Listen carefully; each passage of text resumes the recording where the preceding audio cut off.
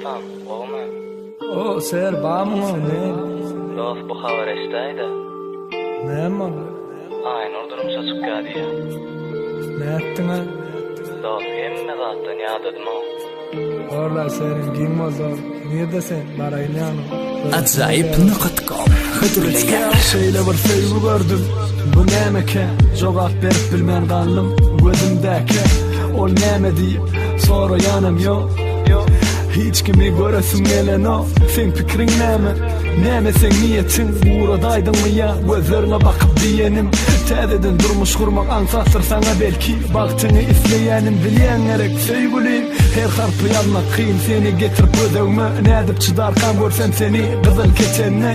Men yetercem başını tutkun belen. Sen menden ayrılıvam baktığını koru belen.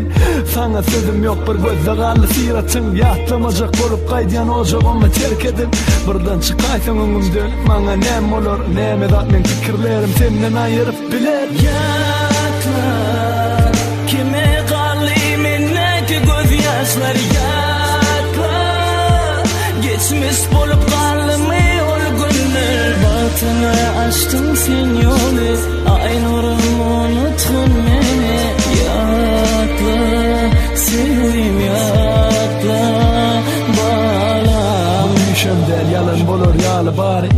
Bu yaşam del bu yüreğimin hasreti. Gen görmeli sana menden yakinem tapılaydı. Ayt bana bulon barını ne edip çıdamalı.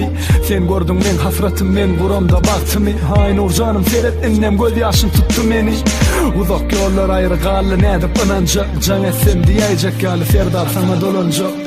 Ağlamagın hiç men ağıymam yeterlik. Belki yanlışmadık bolsak bizden bakta yeterdik. İyisinden kanı bilmen kucaklan vaktam seni. Bir vakt direkten ayrı düşürsek fikret yedin mi? Bana genlik ver Allah'ım samsık bolmayın. Sen giden son barımdanım dinmayın. Diyecek bolanım ağır degdi eştemde toyum.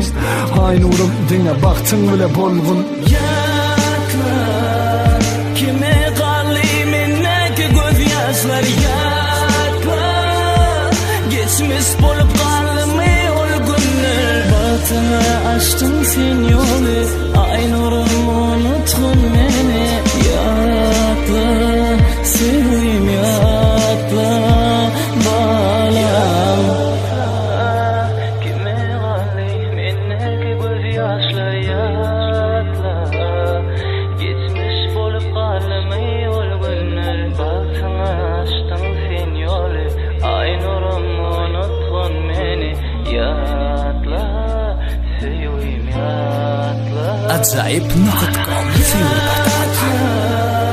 Kime kalli minneki gözyaşlar yatla Geçmiş bolup kalımı ol günler Batını açtın sen yolu Aynur'um